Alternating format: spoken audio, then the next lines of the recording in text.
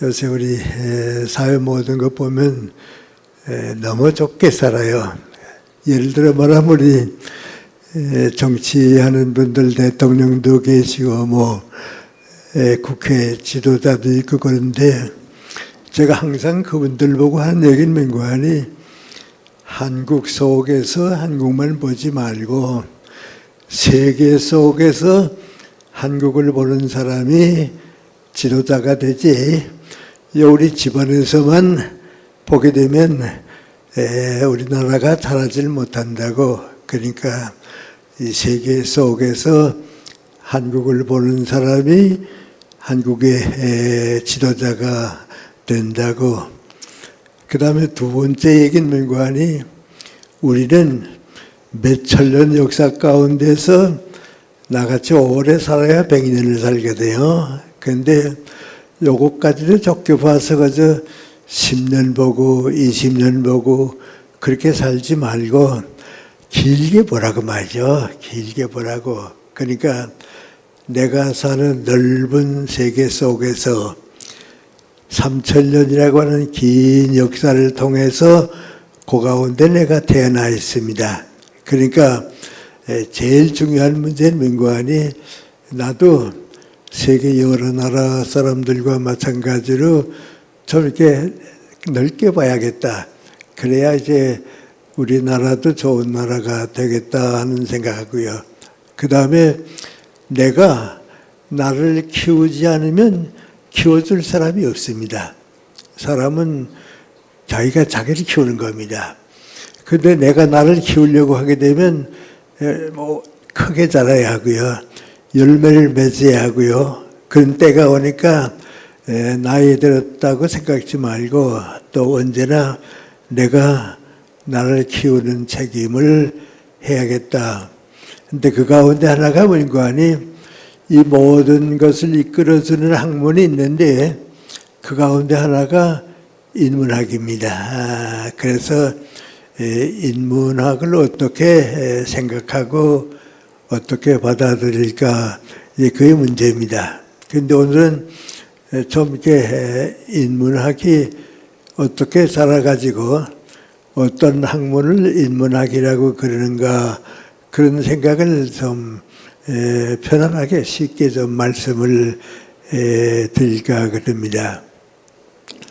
우리 사람들이 이렇게 살다 보게 되면 유치원 때가 있고 초등학교가 있고 중학교쯤 가고 대학 생활이 있고 이제 나이 자랍니다. 그래서 어른이 되고 이제 노인이 되고 그런데 세계 역사도 그렇게 자랍니다.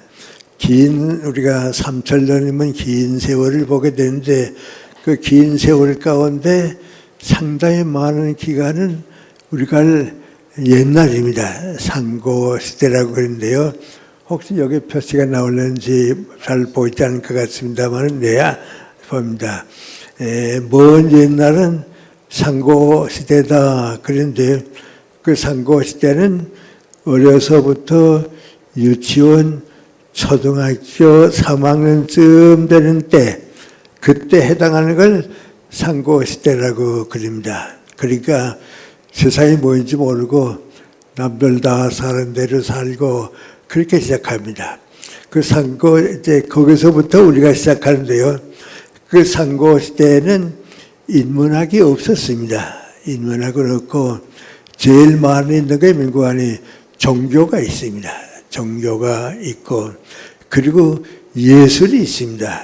예술은 인문학보다도 먼저 생겼는데 그것이 또 넓게 보게 되면요. 넓게 보게 되면 우리 세계에는 몇 가지 문화권을 있습니다. 하나는 그 안에 제일 오래된 것이 인도 문화권입니다. 인도는 지금 후진국가지만 제일 오래 문화가 있었고요. 그 다음에 태어난 게 민국안이 중국을 중심 삼는 우리 동양입니다. 아시아가 그 다음이고요. 그 다음에 태어난 데가 어딘가니 중동 지방입니다. 지금 이제 이스라엘, 팔레스타인 많이 얘기하죠. 중동이고요. 조금 늦게 태어난 게 민관이 유럽입니다. 미국도 거기에 속하겠습니다만 유럽입니다. 그러니까 지금 내가 얘기하는 건 그 상고 시대입니다. 어려서부터 이제 초등학교 졸업할 때쯤까지 시대 우리 선조 세계 역사에서 이제 어린 시절입니다. 그때는 인문학이라고 하는 건 없고요. 대부분이 두 가지를 사는데 종교입니다. 종교가 먼저 있습니다. 그런데 그때 종교는 믿을 만한 종교는 아니고요. 우리 복받기 위해서 이제 인생에 좀 더 부자가 되기 위해서 그런 그 원시 종교라고 그러죠. 우리가 지금 믿을 만한 종교는 아니고 먼 옛날 사람들이 믿는 원시 종교를 가지고 다 시작하는데 인도도 그걸로 시작하고요. 그 다음에 우리 아시아도 그걸로 시작하고요. 중동 지방에도 그렇고요. 유럽도 그렇고요. 그 처음엔 다 원시 종교를 가지고 살고요. 그 원시 종교하고 같이 있는 게 뭐니 우리가 생각하는 것보다도 인문학이 아니고 예술이에요. 인문학은 이제 중학생쯤 되게 되면 내가 나를 생각해야 돼요. 그때 인문학이 되는데 그 이전에는 그저 종교하고 예술하고 가지고 사는데 그 지금도 계속되고 있습니다. 그리고 그 예술의 힘이 얼마나 크다 하는 건 지금 우리가 옛날 사람들은 모르죠. 우리가 좀 지금도 받아들일 만한 것이 예술입니다. 그래서 오늘은 인문학에 들어가기 전에 예술은 어떤 것인가? 그걸 옛날 얘기가 아니고요. 지금 우리가 예술을 어떻게 받아들일까? 그 얘기가 이제 먼저 있어야겠습니다. 거기서 이제 인문학이 태어나게 되니까요. 여러분 이제 예술 하게 되면 제일 먼저 떠오르는 게 그림 그리는 미술입니다. 우리가 미술인데 그건 옛날부터 있었고요. 지금까지 쭉 발전해 왔습니다. 그런데 그 미술이 얼마나 많이 발전해서 현대 사회를 움직이는가 그걸 우리가 잘 모릅니다. 그런데 보면요, 예술의 힘이 저렇게 컸구나 말이죠. 우리가 생각 못했던 것만큼 컸구나 그런 생각합니다. 첫째 이제 미술 그림인데 말이죠. 좀 우리 주변 얘기로 하죠. 우리 연세대학교 민영규 교수님이라고 나보다 좀 선배 교수님이 계셨는데요.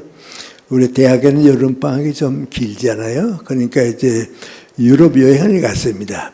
가면서 나보고 그래요. 갔다 와서 하는 얘기예요. 겸생나 이번 여름방학에 유럽 여행을 했다고. 처음에 갈 때는 스페인도 가보고 이탈리아도 가보고 영국도 가보고 프랑스, 독일 그걸까지는 보려고 왔다고 말이죠. 러시아는 좀 그 다음에 발전되니까 그 5나라는 달려가겠다 하고서 갔다고 말이죠. 가서 이탈리아에 갔더니 볼 게 너무 많아서 말이죠. 이탈리아에서 한 달 다 보내고 왔다 그래요.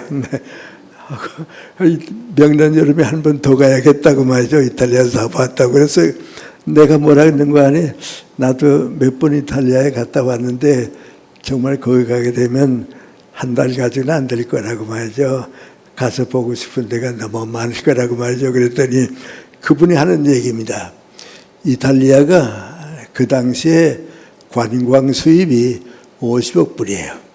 가만히 있어도 전 세계에서 모여와서 관광 와서 주고 가는 돈이 50억 불이에요. 그만큼 이제 고대 사회 중세를 다 거쳤으니까 오거든요. 근데 그 나보고 하는 말입니다. 그 50억 불 가운데 적어도 10분의 1, 많으면 5분의 1은 그 미켈란젤로가 벌어주대 그래요. 그 나도 그 얘기를 듣고 보니까 참 그럴 것 같다고 그랬어요. 그럴 것 같다고. 1년에 50억 불이 들어오는데 그 50억 불 가운데 10분의 1은 최소한 누가 벌어주는 거 아니? 미켈란젤로가 벌어줍니다. 그 미켈란젤로가 뭘로 벌어주는가? 그 당시 유명한 화가가 3사람 있는데요. 한 사람은 라파엘입니다. 이 라파엘의 그림은 이제 액자가 돼서 이렇게 그는 거 뭐 이런 그림이기 때문에 다 외국에 팔려나갔어요. 이게 라파엘을 그러면 미국도 가고 영국도 가고 부자 나라에 다 팔려가고 라파엘을 그러면 이탈리아 가서 볼 게 좀 없어요. 네. 그 이제 부자 나라는 가난한 나라의 예술품을 다 사가거든요. 그게 볼 게 없어요. 그 다음에 이제 레오나르도 다빈치라고 있죠. 우리 다 중학교 다닐 때 배웠죠. 레오나르도 다빈치는 과학도 하고 뭐 여러 가지를 했기 때문에 그림을 많이 안 그렸어요. 많이 안 그렸는데 그 몇 개 그렸는데 말이죠. 그 몇 개 그린 걸 프랑스에서 다 사갔어요. 그 레오나르도 다빈치의 그림을 보려고 하게 되면 이탈리아 갈 필요가 없어요. 프랑스 루블 미술관에 가서 보니까요, 그래요. 하나 남은 거 있어요. 하나 남은 건 그 안에 최후의 만찬이라고 있죠. 예수님이 십자가에 돌아가시기 전에 그 만찬, 그거에 남았는데 그것도 미완성품이에요. 맞아 그러지 못하고 좀 남아있는 데가 있거든요. 이제 그걸 있네, 그거 나도 이탈리아 가서 레오나르도 다빈치 그림은 그것밖에 보질 못했어요. 그런데 같은 때에 이제 미켈란젤로가 있는데 이 미켈란젤로는 조각하는 사람이에요. 조각해서 이제 하는 사람인데 그림은 딱 하나밖에 없어요. 그 하나는 뭔가 하니 로마 교황처에 가게 되면 시스티나라고 하는 예배당이 있어요. 예배당이 있는데 그 예배당 전체에 벽화가 있어요. 천정에도 있고 이제 벽화가 있는데 그 그림은 누가 그랬는가 하니 미켈란젤로가 그랬어요. 미켈란젤로는 이제 조각을 하는 사람인데 법왕처에서 그 예배당 시스티나 예배당을 지은 다음에 이 안에 그림은 누가 한 사람한테 맡기자 그랬더니 조각으로 유명한 미켈란젤로한테 그림도 부탁하자. 그래서 몇 해 동안 들어가서 그 벽화를 그린 거예요. 그 벽화를 그렸거든요. 근데 벽화는 어디 뜯어갈 수가 없거든요. 어디 옮겨갈 수가 없거든요.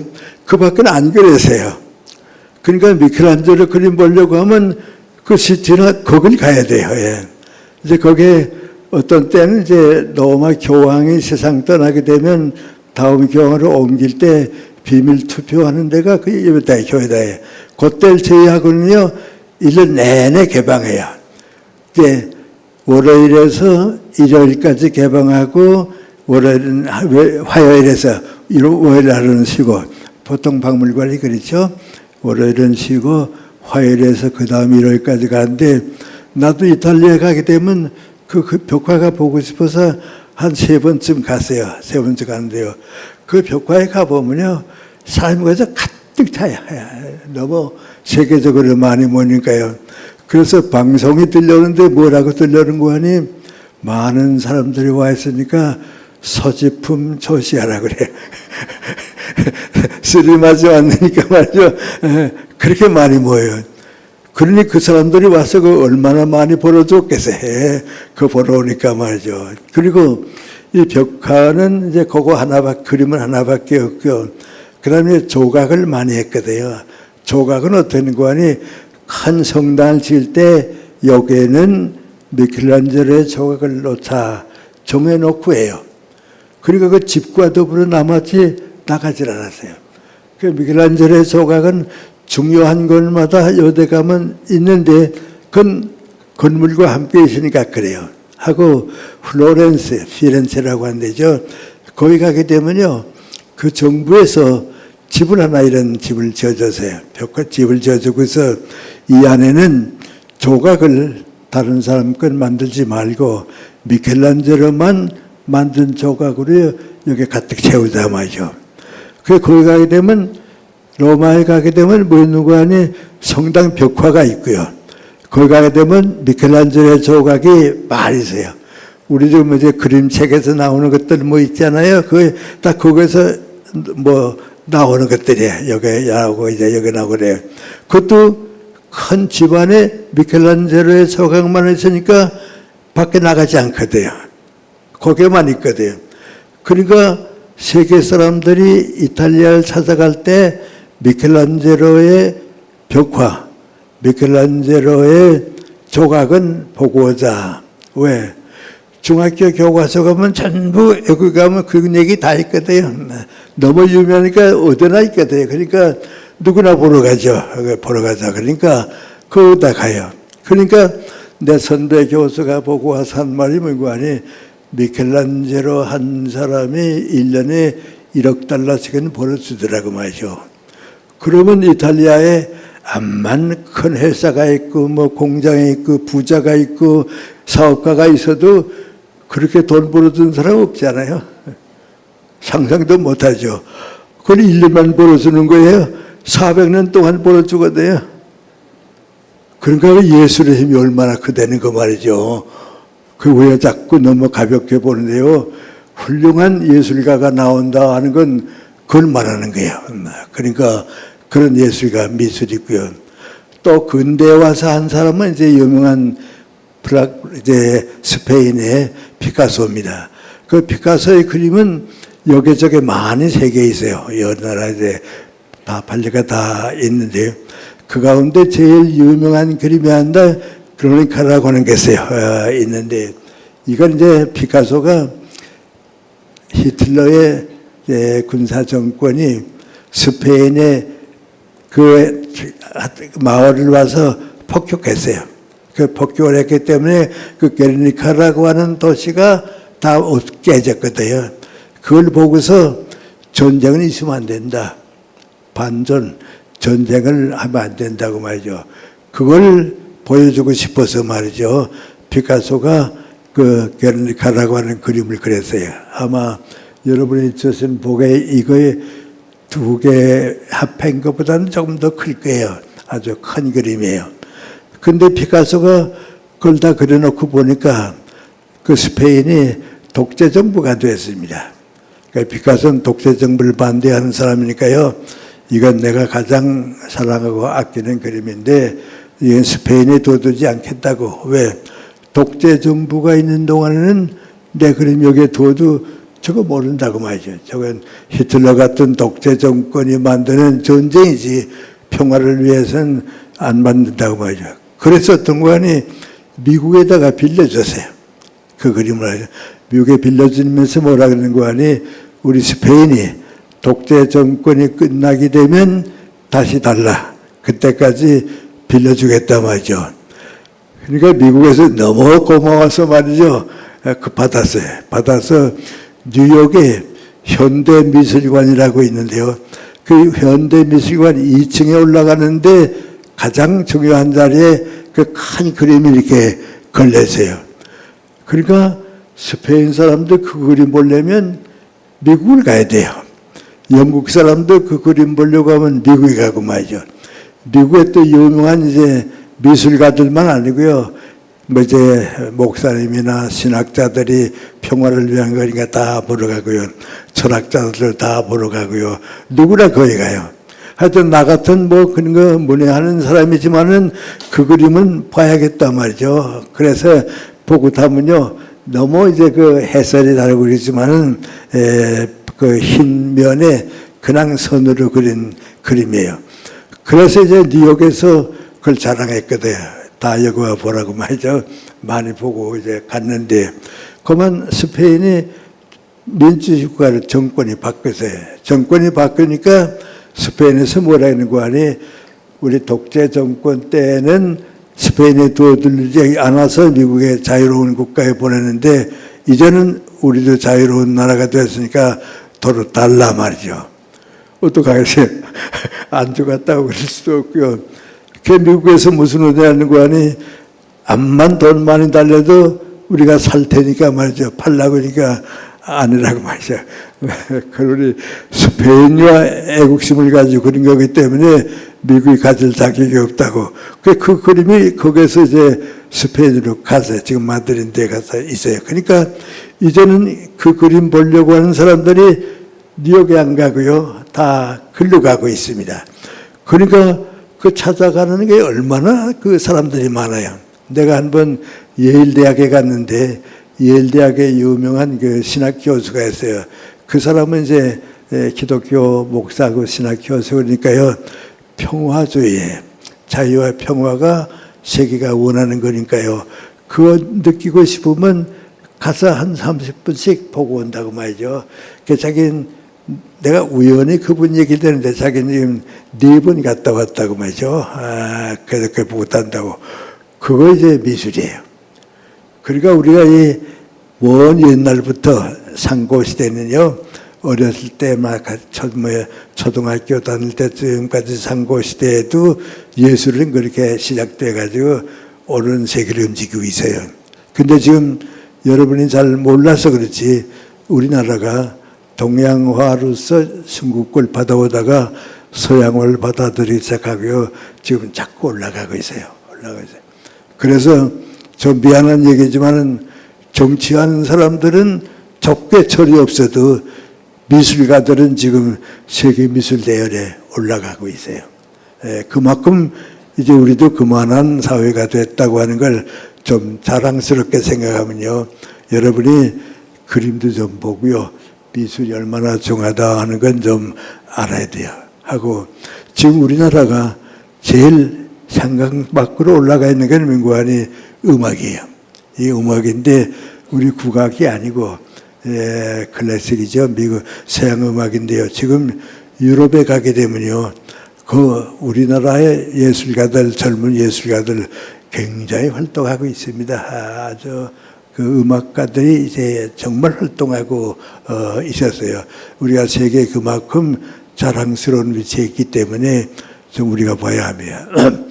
내가 이제 이따만큼 저 남산에 있는 체육관에 가는 길이 있었는데요.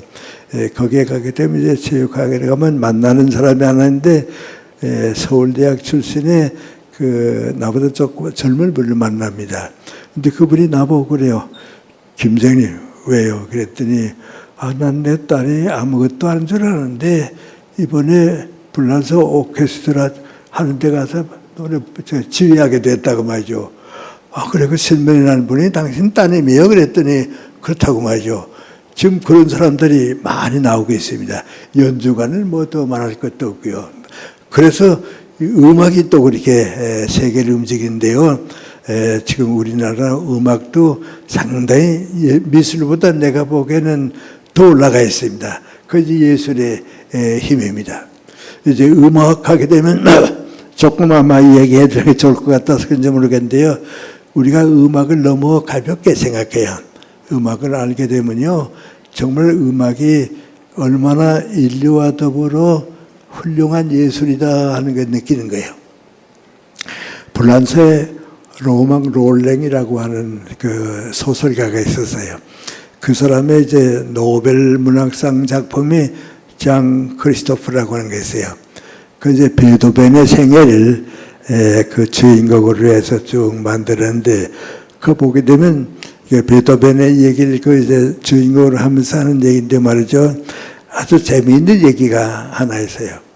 젊은 음악도가 젊은 이제 음악을 공부하고 있는 젊은 사람인데 그 젊은 음악도를 지도해주는 선생님이 있어요.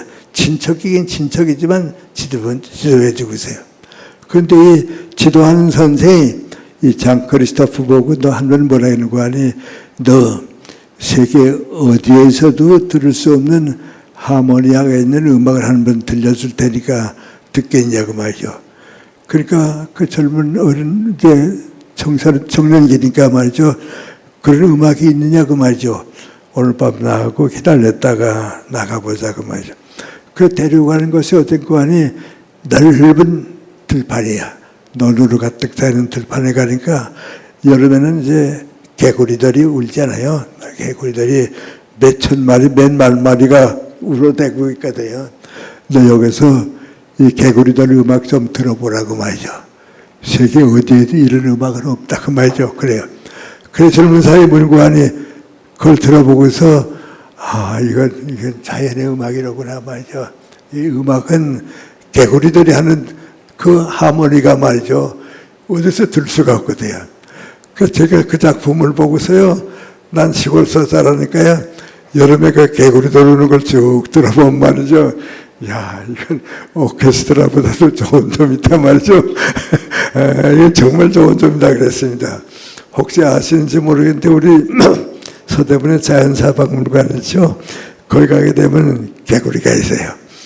그 이따만큼 가게 되면요, 밤에 사람이 없을 때는 처음에는 여기서 거기서 한 마리씩 울기 시작하던 와그러워 흘러간 사람이 지나면 끝나고 돼요. 그날 어렸을 때 그걸 듣고 자라다가 서울선 못 들으니까 말이죠. 그걸 쓱 들어보면 저런 개구리들이 사람보다 음악이 앞섰다 그래요. 그런데 그런 음악을 가지고서 독일의 쇼팽하우어라는 서학자가 맹구하니 음악은 우주의 멜로디라고 그랬어요. 우주의 멜로디라고. 세계가 가득 차 있다고 말이에요. 음악이 가득 돼. 그 우주의 멜로디라고 하는 게 맹구하니 다른 예술은 사람은 하지만은 짐승은 못해요. 동물에겐 예술이 없거든요. 못해요. 그런데 음악은 동물도 알아요. 개구리도 알았겠지만 동물도 알아요. 예를 들어 말하면 말이죠. 열못에 물고기들이 있잖아요. 물고기가 있는데 거기에다가 아주 우울하고 답답하고 그런 음악을 하면요. 물고기들이 다 옆으로 가 숨어요. 그 슬픈 소리 듣고 싶지 않으니까요. 다 가 숨어요. 그러다가 이제 그 열못에다가요. 명랑하고 이제 활발하게 이제 즐거운 노래 부르게 되면요. 또 물고기들이 쭉 나와요. 그러면 그안이 우주 자연의 멜로디예요. 그래요. 말을 그렇잖아요. 말을 말이죠.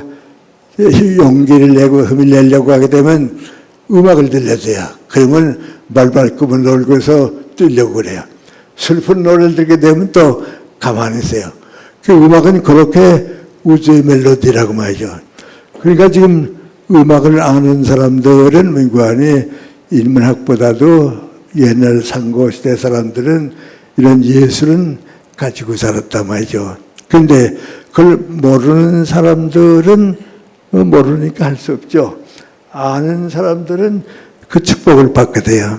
그래서 저는 대학생 때 우연한 기회에 어떻게 음악을 듣기 시작했어요. 그 음악을 이렇게 듣기 시작하니까요. 한 몇 해 동안 그 음악 듣는 재미 말이죠. 공부하고 시간 남으면 이제 다방에 가서 음악 듣고 뭐 이제 그랬거든요.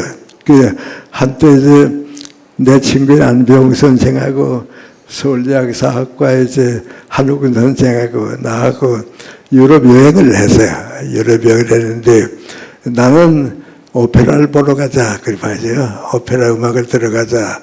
그래 안병 선생님 맹관이 그 오페라 음악은 서울에서 들을 수 있는데 여기 우리 서울의 명동 같은 이제 화려한 거리가 있거든요. 외국 사람들은 나 이제 서울에 오게 되면 명동으로 가고 일본에 가면 긴자로 가고 그 문화유지 거기에 있거든요. 글로 가자 말이죠. 그래서 어디 가냐 하다가 할 수 없어. 그럼 난 오페라도 들어갈 테니까 두 분은 거기 카페 가서 놀다 오라고 말이죠. 그래요. 그런데 그런 여행을 할 때 문구안이 한 번밖에 없는 기회에 오페라를 듣는 것이 그렇게 행복하고 좋거든요.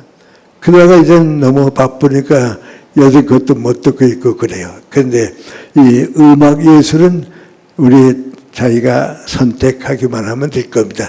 우리 조금 전에도 음악을 듣고 이제 그랬죠. 우리 연세대학교에 거의 나하고 나이 좀 비슷합니다. 이철주 교수라고 물리학 교수가 있습니다. 자연과학 하는 교수죠. 자연과학 교수인데 그분이 한 번은 무슨 얘기하다가 내가 대학 다닐 때 음악 좀 많이 들었다 그랬더니 아 그랬냐고 말이죠. 그런데 나보고 하는 얘기야. 그 물리학 교수인데요. 젊었을 때부터 음악을 좋아했어요. 음악을 항상 듣고 그리고 좀 비용이 들었겠죠. 집에다가 다 설치해가지고선 말이죠. 음악을 듣고 이제 그래요. 그러면 나보고 할 말이 뭔지 아세요? 자기가 음악을 너무 좋아해서 밤에 자기 전에 한 30분은 꼭 음악을 듣고 잔다고 말이죠. 오늘은 베토벤 듣고 내일은 모차르트 듣고 어떤 때는 또 슈베르트 듣고 그걸 듣는다고 말이죠. 그런데 그 부인이 음악을 잘 모릅니다. 그 나보고 할 말이 뭔고 하니 세상에 제일 불쌍한 사람은 내 아내라고 말이죠. 그 좋은 음악을 모른다고 말이죠. 그 안타깝다고 그래요. 그 하는 말이 뭔지 아세요? 내가 음악을 듣고 싶어서 자기 전에 한 30분 동안 이렇게 음악을 듣고 있으면 부인이 옆에 와서 같이 들어준다고 말이죠. 같이 들어주면 좀 좋은 장면이 나면 설명해 주려고 쓱 보면요. 끄떡끄떡 졸고 있다고 말이죠. 아, 그 좋은 음악을 모른다고 말이죠. 그래요. 이거 예술이에요. 근데 그런 예술이 음악만 있는 게 아니고 미술 있는 거 아니고요. 조각도 그래요. 우리 조각하는 것도 이제 그렇죠. 하고 요새는 무용도 그래요. 무용도 예술이요. 그 예술 분야가 많아요. 많아요. 그런데 내가 이제 왜 이런 얘기 하냐면 예술이 그만큼 영향력이 크고 지금도 세계를 정신적으로 움직이고 있고 그런데 그래도 인문학은 아니에요. 인문학은 예술은 따로요. 그러니까 대학에서도 그렇잖아요. 우리 연세대학에도 음악대학은 따로 있어요. 문과대학하고 같이 들어오지 못해요. 인문학은 이제 문과대학이 돼요. 인문학부라니까 문과대학인데 음악대학은 거기 안 들어와요. 그건 따로 있어요. 또 우리 연세대학들이 없지만 이제 서울대학 같은 데, 이화대학 같은 데 가면 미술대학이 있거든요. 그 미술대학이 그렇게 예술을 가지고 많이 살지만은 문과대학은 안 와요. 인문학 안 와요. 그럼 그 무슨 차이가 있는가? 사상은 음악 속에도 있고 미술 속에도 있고 다 있어요. 사상은 다 있는데 단지 예술은 문자가 없어요. 글자가 없어요. 그러니까 책으로 옮기질 못해요. 근데 오페라는 뭐 있는 거 아니 대본이 있거든요. 그러니까 그거는 문자가 있으니까 읽고 가니까 말이죠. 이러이러한 노래가 나올 거다 하니까 그건 인문학으로 도는데 대본이 없으면 어렵어요. 그래서 이렇게 좋고 훌륭한 예술이 문자가 있으면 인문학에 들어오고 문자가 없으면 인문학에 들어오질 못해요. 그래서 왜 내가 이런 얘기 하냐면 혼돈하 만드니까 말이죠. 인문학은 예술도 함께 있지만은 문자가 없는 것은 그 예술로 들려주고 음악이나 미술로 들려주고 문자로 나타낼 수 있는 건 받아들여서 인문학으로 만들자. 그래서 그건 일로 들어올 때 인문학이 되는 거예요. 그럼 이제 인문학은 어떤 학문인가 그런 생각을 이제 우리가 많이 하게 되는데요. 인문학은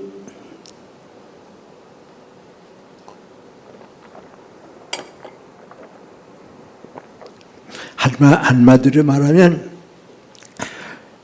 우리 연세대학교는 이제 문과대학이 있고 또 이제 정치 법과대학이나 뭐 이런 경제학과 있고요. 그 다음에 이제 이공대학이 있고 그러거든요. 그런데 이제 대학에서 오래 있다 보니까요.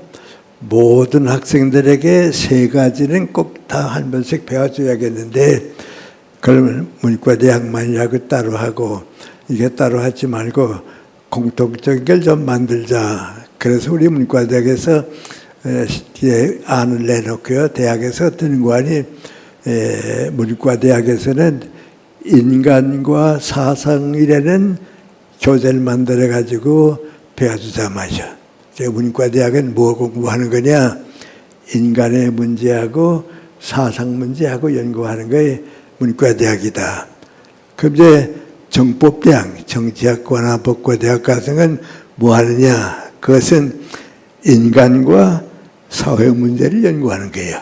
그러니까 사회과학은 인간과 사회라는 교재를 만들어 가지고 강의하고 가르치러 가자. 그리고 자연과학은 어떻게 하느냐? 인간과 자연, 그건 자연과학으로 돌려주자. 그래서 세 종류의 교재를 만들어 가지고 다른 대학에서는 그때 그런 생각을 못했지만은 우리는 그렇게 해보자 하고서 교재를 만들었어요. 인간과 사상은 인문학, 인간과 사회는 사회과학, 정치, 경제 이런 거, 또 인간과 자연은 자연과학, 기계공학은 그 자연과학에서 연결되니까 공과는 거기에 들어가고 그렇게 해서 그걸 좀 만들려고 노력하고 우리도 노력했는데요. 우리나라 정부에서 학과에 그런 과목은 없다고 말이죠. 그런 과목 없다고 자꾸 못 만들게 해요. 그래서 마음대로 만들지 못하고 그만 중단하고 말하는데요. 그때 이제 내가 문과대학에 있으니까 그런 문과대학에서 한번 따로 해보면 어떻냐 말이죠. 그래서 인간과 사상이라고 하는 문제를 가지고서 다시 하려고 그랬어요. 게다가 너무 힘들어서 만들지 못하고 또 정부에서 그런 과목은 학과목에 없다고 그래서 그만 중단한 길이 있고 그래요. 그래서 우리가 이제 인문학은 무엇을 공부하는 학문이냐 그렇게 말하면 아주 쉽게 얘기하면요. 인간과 사상이에요. 인간과 사상. 그러니까 우리나라 인간 아니에요. 인간. 그리고 무슨 사상을 가지고 사느냐. 그건 뭐냐. 그러니까 인간과 사상인데 사람은 어떤 사상을 가지고 사는 것이 옳으냐 말이죠. 어떤 사상을 가지고 사는가. 그걸 전반적으로 연구하는 것이 이제 인문학이에요. 그 다음에 역사적으로 쭉 보면요. 종교와 예술 가지고 이제 살다가 인문학이 그 다음에 쭉 처음 생기는 거에 그리스에서 생겨요. 서양 사회에서 인문학이 생겨요. 그때 그 서양 사회는 넓게 말하면 민관이 인도에도 없고 아시아 동양에도 없고 또 중동 지방에도 없는 게 하나 있는데 그 민관이 그리스의 사상에서 철학이 나왔어요. 그래서 인문학을 처음 시작한 것은 철학이다. 그럼 철학은 무슨 공부하느냐? 사람과 사상에 대한 연구하는 겁니다. 무슨 사상을 가지고 사느냐? 어떤 생각을 가지고 사느냐? 그게 인문학이에요. 그러니까 지금 인문학은 문자로 표현하지 않은 예술은 떼놓고 그 밖에 사람이 어떤 사상을 가지고 살아야 하느냐 그거예요. 그런데 그 인문학이 그렇게 쓱 물어보게 되면 그거 뭐 우리는 상관이 좀 없는 것 같은데 그 쉬운 문제가 아닌데 그런 생각해야 됩니다. 근데 그렇진 않습니다. 우리 정치하는 사람들도 모이고 하니 우리 대통령의 철학이 뭔가 그러거든요. 대통령 철학 공부한 사람 없어도 말이죠. 우리 대통령 철학이 뭔가 말이죠. 그러니까 무슨 사상을 가지고 정치하려고 하는가 그러거든요. 또 역사 공부하는 사람도 말이죠. 역사를 자꾸 공부하다가는 앞이 맥힙니다. 그러면 은근히 역사 철학을 공부해야 된다고 말이죠. 역사 철학이 없으니까 역사가 안 생기게 돼요. 그래서 인간학의 제일 첫째 그리스가 만들고요. 거기에 뇌생관이 철학이 생겼어요. 근데 그땐 서양에는 철학이 생겼는데 인도에까지도 철학까지는 있었어요. 철학은 있었는데 그건 뭐 없었는 거 아니 인간과 사상이라고 하는 인간적인 사상이 없었어요.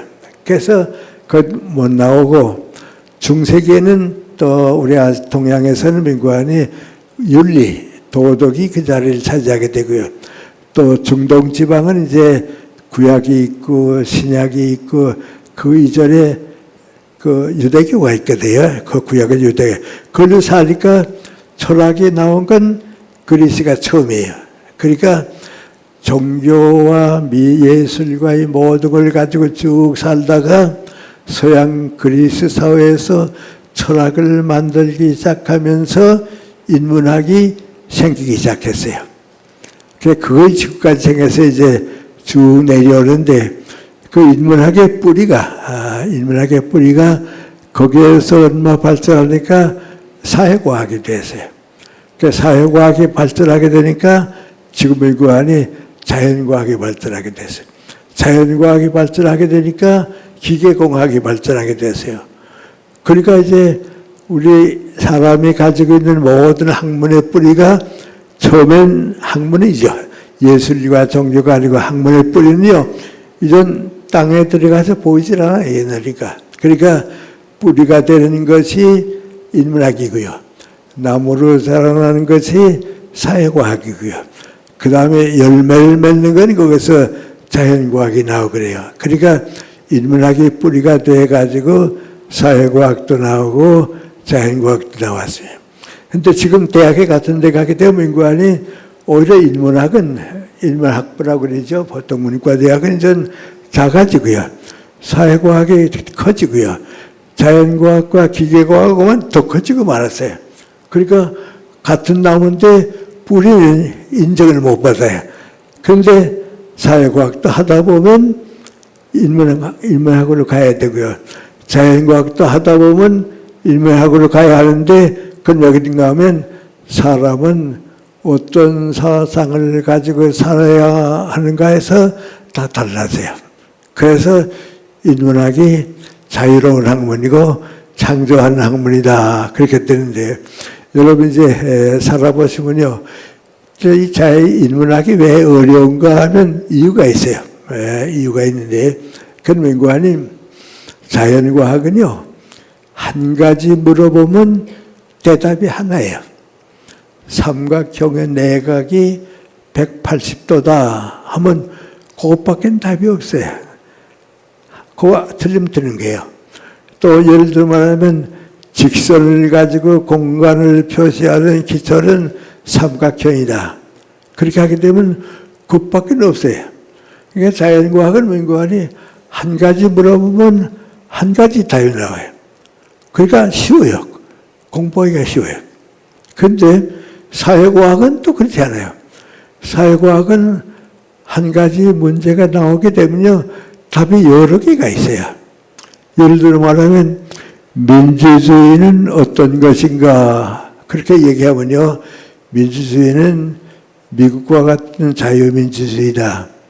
캐나다와 같은 사회민주주의다.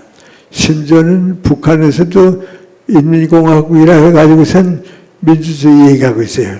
그러니까 사회과학은 뭐 하나 물어보면 답이 여러 개가 있어요. 그러니까 그 여러 개 가운데 뭘 선택해야 하느냐 말이죠. 정치면 정치에 이제 뭘 선택해야 하느냐. 민주주의는 하나 나온다고 하면 민주주의만 있는 건 또 아니에요. 독재 정권도 있고 말이죠. 군사 정권도 있고요. 공산 정권도 있고요. 그래요.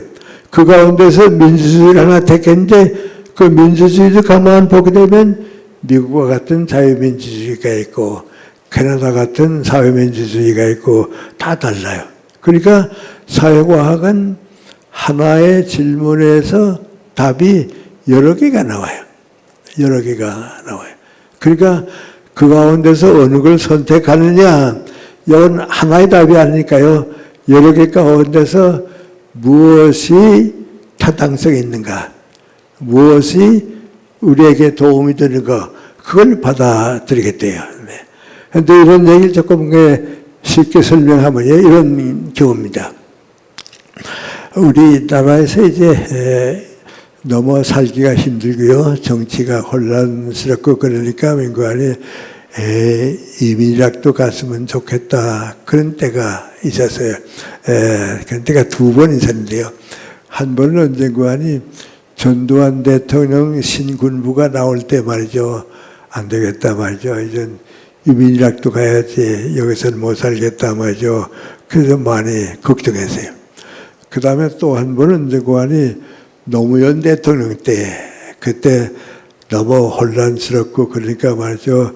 이거 이민이라도 가야지 안 되겠다. 그 두 번 있어요.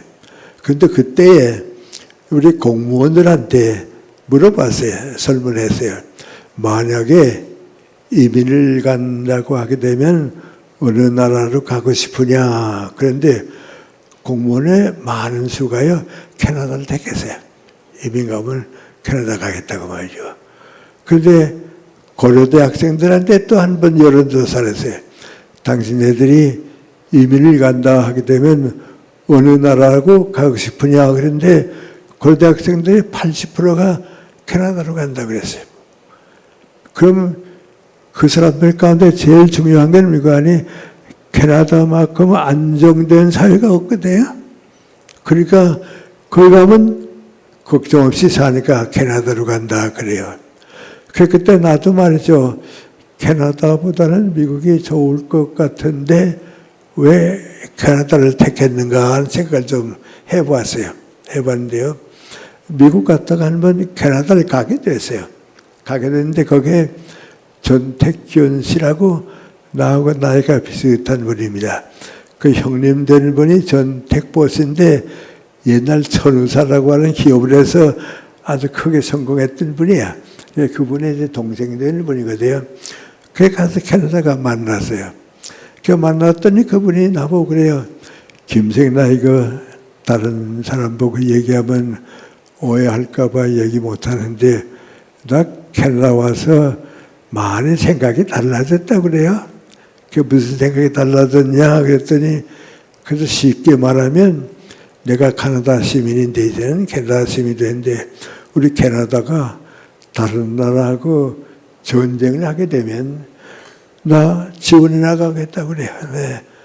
캐나다가 전쟁이라면 내가 20대라면 지원해 나가겠다고 말이죠.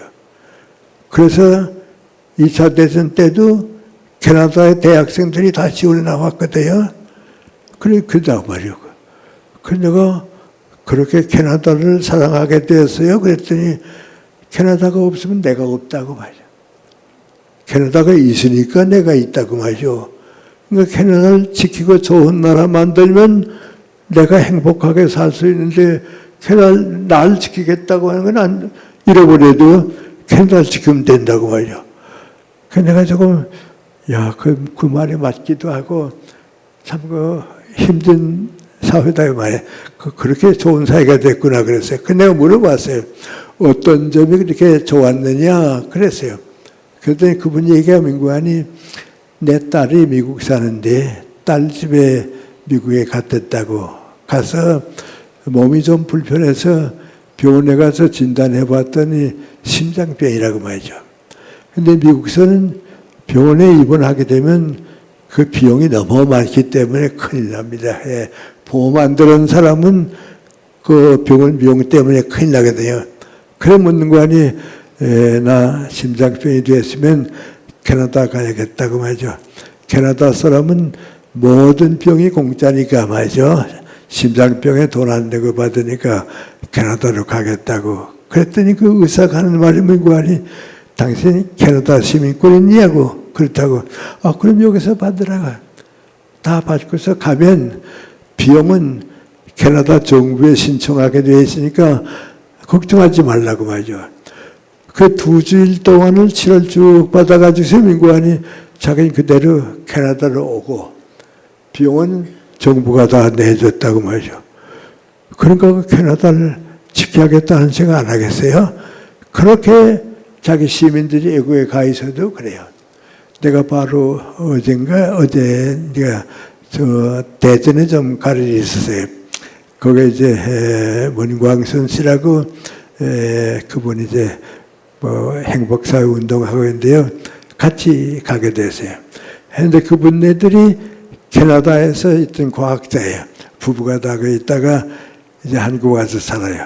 그런데 한국 와서 살지만은 캐나다에서 연금이 부부에게 다 나오기 때문에 아주 여유 있게 살아요. 그러니까 생활은 걱정 안 하고 말이죠. 요즘 참 행복 운동한다고 이제 열심히 일하고 그래요. 캐나다 사람들은 그렇게 편해요. 그러니까 캐나다 사랑하게 된다고. 또 그분 하는 얘기 가운데 하나가 민구하니 자기가 이제 캐나다 하면 토론토에 한국 사람들이 많이 모여 살게 돼요. 이 다음에 한번 그 캐나다 미국 가보세요. LA에 가게 되면요. 영어 한마디도 안 쓰고 살아요. 한국 사람이 너무 한국 손에 사니까 말이죠. 다들 가서 문인관이 나 미국 오긴 와서도 하루 종일 영어 한마디도 안 했다고 하죠. 그렇게 가요. 그러니까 이제 미국에서는요. 전국에 흩어져 있는 한국 사람들이 LA와 살면 돼요. 서울하고 꼭 같거든요. 그러니까 캐나다는요. 토론토에 그렇게 한국 사람이 많아요. 그 토론토만 가게 되면 그래서 한국말 쓰고 이제 우리끼리 살고 그러거든요. 이 전태겸 씨가 토론토에 살다가 조금 밖으로 이사 나갔어요. 서울 살다가 이제 수원으로 간다든지 뭐 대전으로 간다든지 이사 갔거든요.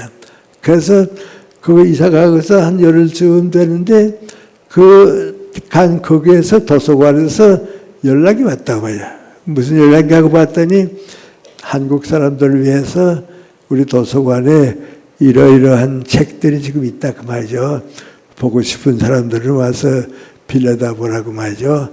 더 보고 싶은 책이 있으면 신청하라고. 그 우리가 한국서 그 수입에다 들 테니까 신청하라고 말이죠. 그 나보고 그래요. 나 겸생 책 캐나다 와서 못 읽어보다가 거기서 처음 읽어봤어. 거기서 빌려다 읽어봤어 그래요. 그렇게 도와줘요. 내가 토론토에 갔더니요. 안내하는 사람이 시립도서관에 가보자 그래요. 그 가서 쭉 데려가더니 한국부가 있어요. 한국부.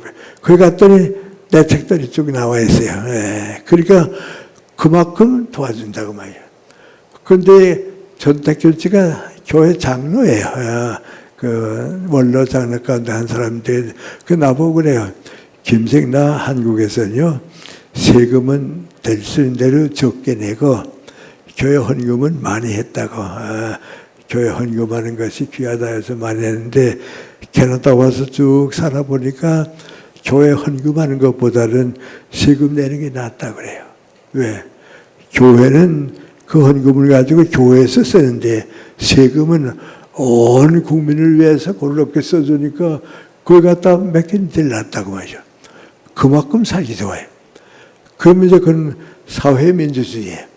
좋은 사회를 먼저 만들고 거기서 민주주의가 되는 거예요. 유럽이 대부분 그게 됐어요. 영국도 그렇고 독일. 그게 사회민주주의예요. 그런데 그렇게 살기 좋은데 문제가 남아있어요. 그 문제는 민구안이 미국이 옆에 있는데 말이죠. 미국 한 데는 앞서지를 못해요. 내가 몇 번 갔다 한 번은 캐나다 갔는데 거긴 우리도 이제 호텔 같은 아파트가 그렇게 되겠죠. 지금도 아마 그런지 모르겠습니다. 이제 미국 캐나다에 가면요 높은 아파트가 있거든요. 그 아파트에 오는 손님이 집에 들어와서 같이 있는 게 불편하니까 그 아파트에 사는 사람하고 친척이 하게 되면요 아파트로 오지 않고요 그 아파트 아래층에 객실이 있어요. 이제 손님방이 있어요. 그 호텔로 가요. 그러면 거기에 머무르니까 비용도 덜 들고 말이죠. 모두 다 같이 있으면서 좋은 아파트에 살고 말이죠. 그렇게 해요. 아주 참 편리하게 좋아요. 나도 이제 그 아파트에 목사님이 내 제자가 있기 때문에 그 목사님이 거기에 살아서 말이죠. 그 아파트에 가 있었거든요. 그런데 그 목사님을 만났어요. 만났는데 그렇게 좋은 아파트에 살 수가 없는데 그래요. 캐나다는요. 그 사회민주주의이기 때문에요. 시골에 젊은 목사도요. 애들이 많으면 봉급을 많이 줘요. 대도시의 큰 교회라고 해도요. 나이 많은 목사님이 되면 생활비가 덜 드니까 봉급이 적어요. 그러니까 사람 따라서 달라지지 말이죠. 그렇게 이제 고르게 살게 돼요. 내가 우리 그 제자 목사님 보고서 내가 알기로는 캐나다에서는 목사님은 중산층 생활 정도를 하게 돼 있는데 어떻게 이렇게 좋은 아파트에 사시냐고 그랬어요. 그랬더니 나보고 뭐라 그런 거 아니 내 수입 가지고는 안 된다고. 나는 이렇게 못 사는 건데 우리 아들이 토론토 대학 의과대학에 교수로 있었다고 말이죠. 그런데 미국 대학에서 봉급을 많이 줄 테니까 오라 하는데 봉급이 엄청나게 많으니까 그만 토론토 대학에서 미국 대학으로 갔다고 봐요. 그 월급을 많이 받으니까 봐요. 갔다고. 거기 가서 한국 여자를 만났는데 그 여자가 또 법학 공부를 했어요. 변호사예요. 그 부부가 받는 월급이 워낙 많으니까 말이죠. 그 돈 가지고 내가 이렇게 잘 산다고 말이죠. 그러니까 좋은 아파트에 산다고 말이죠. 그래서 내가 참 잘 됐다고 그랬어요. 그랬더니 그 목사님 걱정이 뭔지 아십니까? 선생님 이렇게 사니까요. 캐나다에 불만이 없습니다. 정말 여기 사는 거에 불만이 없고 캐나다 사랑하게 되는데 그런데 걱정이 하나 있습니다. 그건 뭐냐면 캐나다에서 유능한 사람들은 다 미국으로 갑니다. 내 아들도 그래 가고 말이죠. 다 미국으로 간다고. 그러니까 캐나다에서 유명한 사람들은 다 미국으로 가고 하니까 인재들은 다 미국 간다고 말이죠.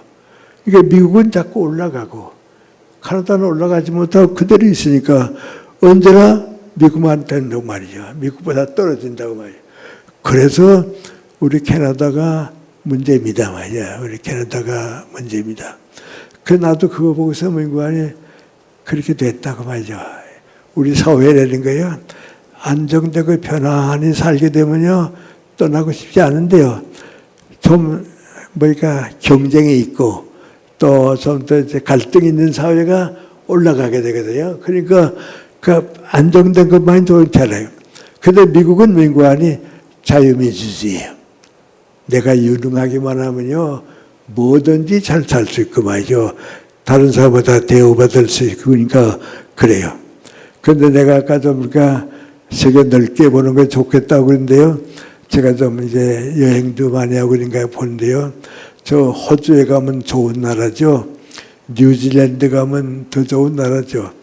내 후배 한 사람이 뉴질랜드를 갔다 오더니요. 너무 조용하니까 심심해서 못 살겠다고 그래요. 다 그렇게 잘 사니까 맞아. 걱정 안 나고 심심해요. 거기 이제 아버지가 재산 가지고 있다가 세상 떠나게 되면요. 90% 이상이 세금을 나가요. 내가 벌었지만 그 내가 세상 떠나면 아들, 딸들 못 주고요.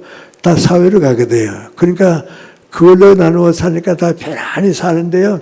문재인 민구안이 뉴질랜드에서 좀 유능한 사람, 뉴질랜드에서 좀 잘 사는 사람들은 전부 호주로 가요. 거기서 또 좀 잘 사는 사람들은 영국으로 가거나 캐나다로 가요.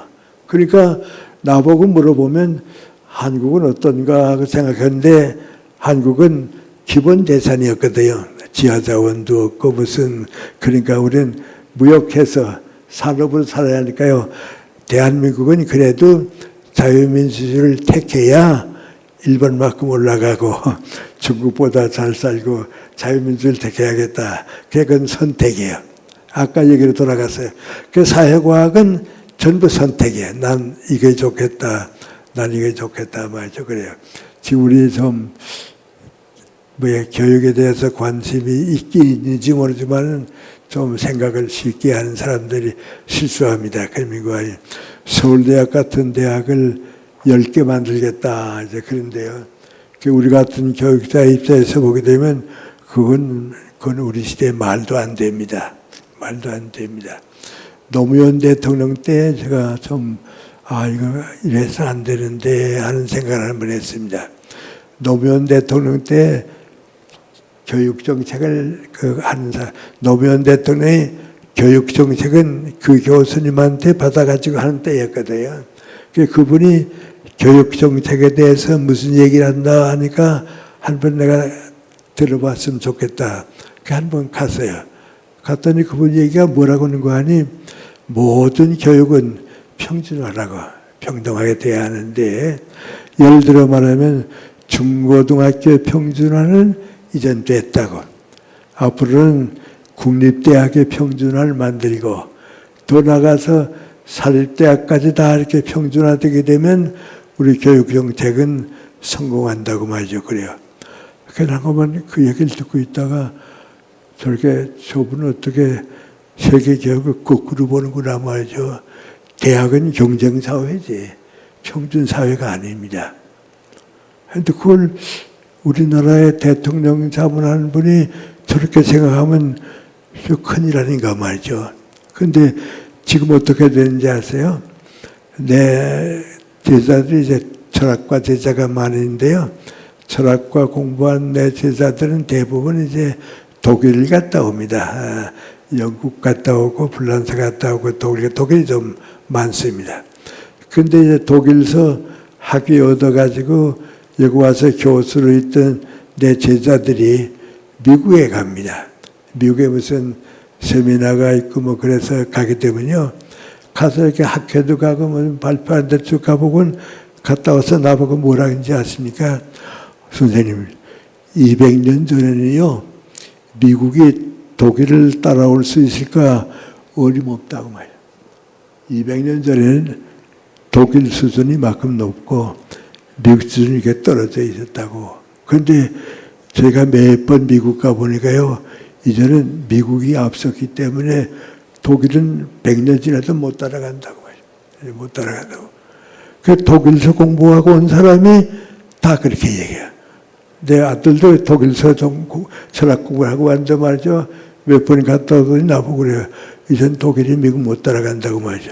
그 왜 그랬냐 했더니 대학 경쟁에서 졌다고. 대학 경쟁했다. 독일은 사립대학이었거든요. 전부 국립대학이니까 예산이 다 비슷비슷하거든요. 그러니까 올라가지를 못해요. 근데 미국은 대학 경쟁이 심하니까 말이죠. 사립대학이 더 올라가 있어요. 주립대학보다 사립대학이 더 올라가는데 이 대학에서는 민관이 하버드 대학의 예산을 가지게 되면요. 독일 대학 세계 예산보다 많아요. 그러니까 대학 경쟁에 졌거든요. 그래서 우리도 이젠 대학 경쟁에 지면 안 되겠다 말이죠. 그 제일 우리보다 먼저 깨달은 데가 능구하니 중국입니다. 중국이 국제 무대에 나가 보니까 말이죠. 이런 대학 경쟁이라고 말이에요. 대학은 경쟁, 다양성과 경쟁, 그 창조성에 있으니까 경쟁이라고.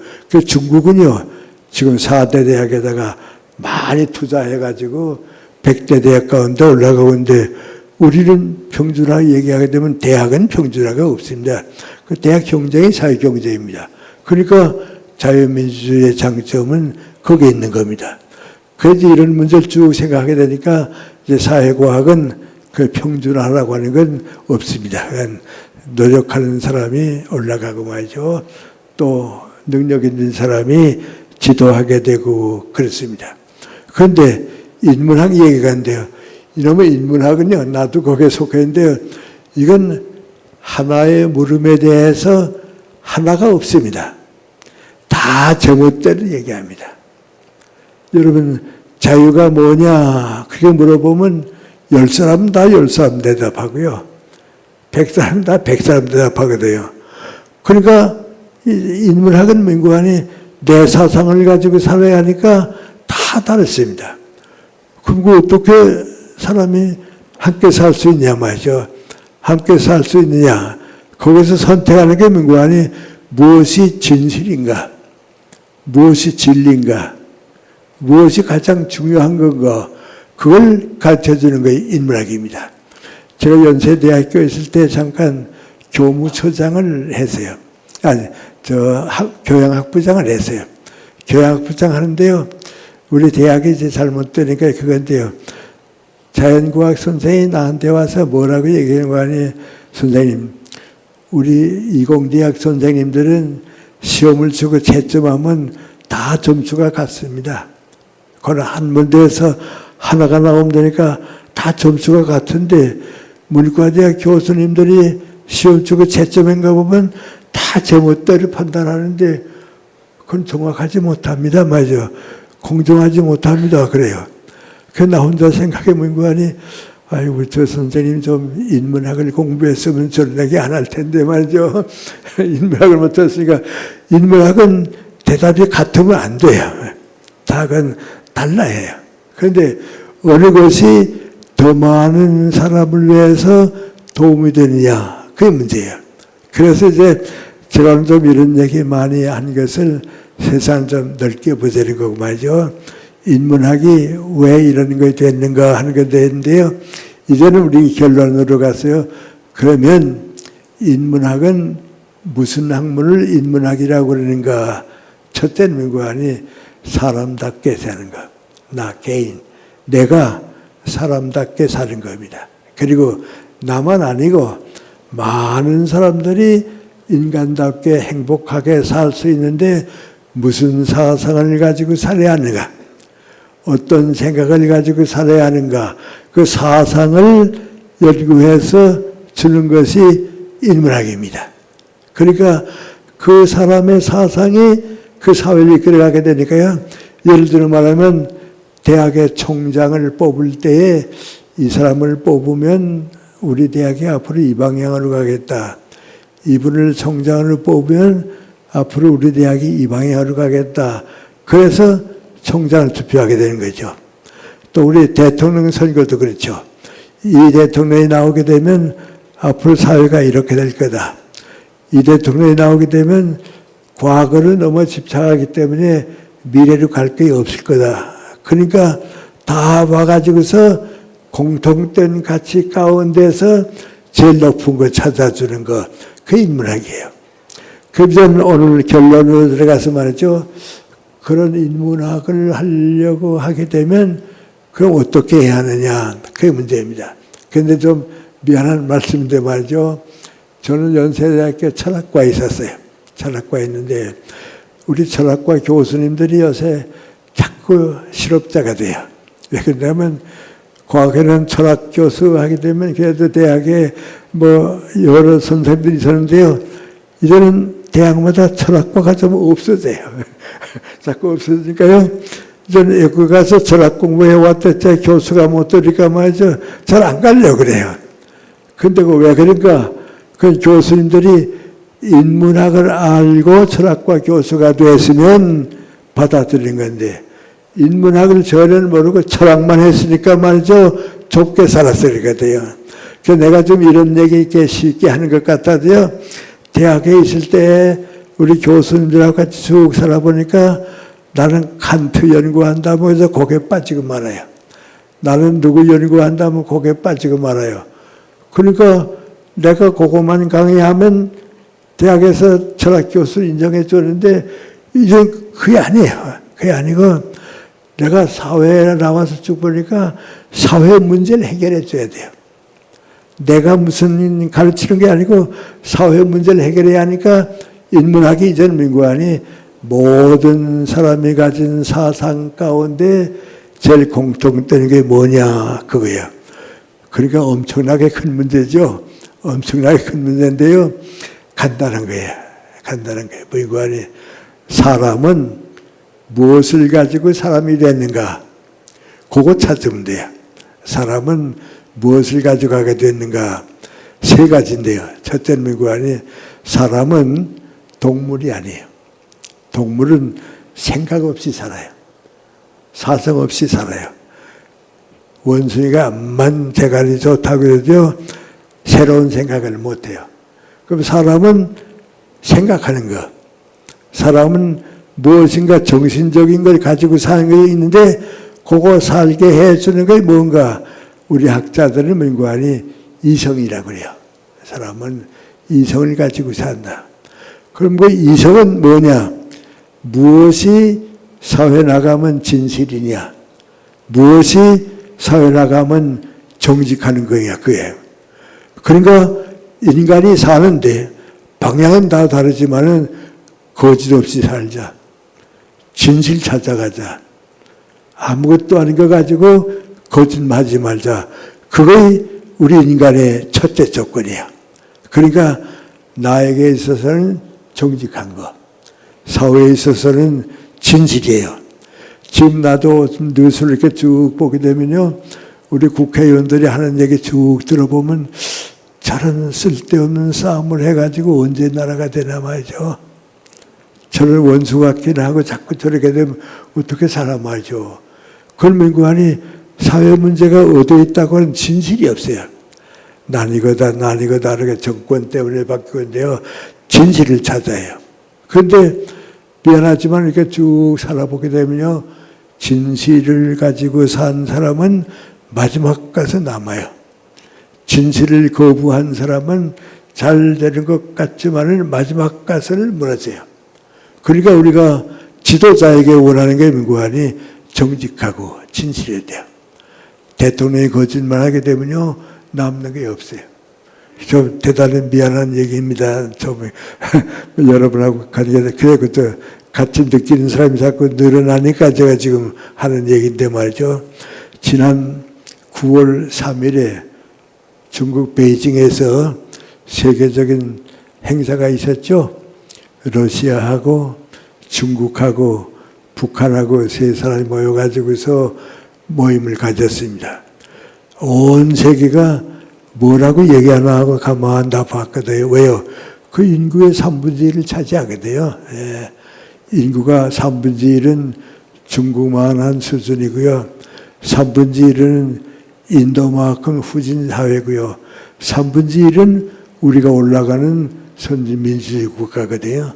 그러니까 우리는 그 3분의 1에 있고 중국과 러시아는 그 중간에 있고 인구의 3분의 1 차지하니까 저 푸틴하고 시진핑하고 김정은 뭐 없는 거야 뭔지 다 아니까 우리가 문제 안 삼고 뭐라고 얘기하려고 가만 들어보니까요. 실망했어요. 그게 뭡니까? 진실이 없어요. 공산주의만 있지 진실이 없어요. 그래도 우리 자유민주주의가 옳다고 하는 게 민국안이 진실을 찾아가는 거거든요. 그러니까 개인이 사회를 위해 사는 일은 정직하게 살자. 거짓 없이 살자. 진실을 찾아 살자. 진실 아닌 건 버리란 말이에요. 거짓은 만들지 말으란 말이죠. 요새 우리 유튜브에 나와가지고서 자꾸 거짓말하는데 그거 안 된단 말이죠. 그거의 인문학의 첫째로 원하는 거예요. 그 인문관이 사람은 이성을 가지고 살기 때문에 그렇습니다.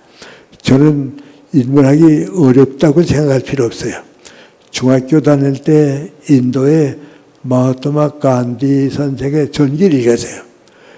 그리고서 철이 없으면서도요, 그때 배운 거 있어요. 그 인문관이 거짓을 버리고 진실을 살아야 돼. 거짓은 없이 하고 진실을 가지고 살아야겠다. 그 다음에 선생한테 배운 거 무한히 폭력은 죄악이다. 전쟁도 죄악이고 폭력은 죄악이다. 폭력 없는 사회 만들어야겠다. 그건 내가 중학교 2학년 때부터 나도 가지고 살아왔거든요. 지금 중국과 소련이 그거 없어요. 그러니까 그거 찾아줄 사회로 가려고 하니까 대한민국도 선진국가로 올라가는 거예요. 그 인문학은 뭐 하느냐? 진실을 찾아서 정직하게 서로 믿고 사는 사회 만드는 거. 이거 깨지면 다 깨진다. 거짓이면 안 된다. 그러니까 인간이 사는 가운데 제일 첫째입니다. 그 다음에 두 번째, 우리 인간이 가지고 있는 것 가운데 동물은 절대 없고 뭐 어디도 없고 인간이기 때문에 가지고 있는데 그 뭔지 아십니까? 양심입니다. 양심은 무엇은 선이고 무엇은 악이다. 언제나 가르쳐줍니다. 그 악을 행하는 사람도 양심은 뭐라는 거야? 너 그러면 안 되지 않냐? 왜 그렇게 사냐 말이야? 왜 폭력을 가하냐 말이야? 안 된다 말이야. 그거 알고 있습니다. 그래도 합니다. 그러니까 우리의 두 번째 있는 게 뭐하니? 양심을 가지고 무엇이 선이고 무엇이 악이냐? 그거 없으면 우리 못 삽니다. 그거 없으면 못 삽니다. 그게 인문학입니다. 그 인문학은 무엇이 선이고 무엇이 악인가 그걸 판단하는 양심, 우리 인간이 가지고 있는 기지양심입니다. 그 인문학의 두 번째 조건입니다. 그 다음에 세 번째 조건은 뭐하니? 인간은 자유가 있어서 인간입니다. 자유 없으면 건 인간이 아닙니다. 그러면 자유를 왜 있는가? 과거를 버리고 미래를 찾아가기 위해서 자유가 있는 겁니다. 그러니까 모든 건 과거를 버리고 미래로 가야 한단 말이죠. 그 가치입니다. 그러니까 이 세 가지는 인간이 인간이기 때문에 주어진 조건입니다. 그걸 개인도 찾아가지고 직장에서도 그걸 찾아가지고 우리 사회가 그걸 찾아가지게 되면 희망을 가지고 미래로 갑니다. 그런데 이 자유가 미래를 창조해가는 힘이다 하는 생각을 우리가 많이 좀 잃어버리고 있습니다. 동양 전통 때문에 그렇습니다. 우리 연세대학교 철학과에 이규호 교수님이라고 있었습니다. 그 이규호 교수님이 한 번 학생들한테 얘기하면서 그런 얘기해요. 내가 여러분한테 얘기하기 전에 동양 철학 가르치는 교수바에 갔다고. 가서 뭐라고 물어보는 거 아니? 공자님이나 맹자님이나 노자보다도 더 훌륭한 사상가가 있느냐 없느냐 그랬더니 동양 철학 선생님이 뭐고 하니 그보다 훌륭한 사람이 어디 있냐고 말이죠. 그보다 훌륭한 사람이 어디 있냐고 그런다고. 그런데 독일이나 서양 학문을 하는 사람 학생들한테 가서 물어본다고. 플라톤이나 아리스토텔레스 같은 철학자가 있는데 그보다 더 훌륭한 사상가가 있느냐 없느냐 그러면 그 학생들이 뭐라 합니까? 그 사람들은 3,000년 전 아니냐고 말이죠. 3,000년 동안 변하고 새롭고 하는데 이제 그거 찾으면 어떡하냐고. 그걸 뿌리로 해서 자란 거 현대인데 그 안타. 그만큼 서양 사람들은 미래를 찾아 살고 우리는 과거를 위해 산다고 말이죠. 그런 얘기. 이런 문제들이 다 지금 깔려 있는 거예요. 그래서 오늘 내가 여러분한테 그 인문학은 무엇을 가지고 사느냐 할 때 제일 중요한 건 민구안이 철학과다 뭐다 그게 아니고요. 우리 사람은 사상을 가지고 살게 되어 있는데 이 사상은 인간되는 사상의 세 가지인데 민구안이 첫째는 진실을 찾기 위해 있다. 두 번째는 민구안이 선악을 가리기 위해서 있다. 세 번째는 민구안이 과거를 매달리지 말고 미래를 찾아가기 위해서 어떤 사상을 가지고 내가 살고 우리가 살아야 하느냐 그거 찾아가는 게 인문학입니다. 그러니까 넓으니까 말이죠. 긴 역사니까 제가 오늘 좀 막연하지만 그래도 여러분은 마음속에 민구안이 이젠 앞으로 정직하게 살아야겠다. 악은 버리고 선으로 가야겠다. 양심을 어긋내진 않아야겠다. 그리고 과거 위에 살지 말고 미래 위에 살아야겠다. 교육도 제자 위한 스승이지 가정도 아들, 딸들 위한 가정이 부모지 부모 위한 자녀가 아닙니다.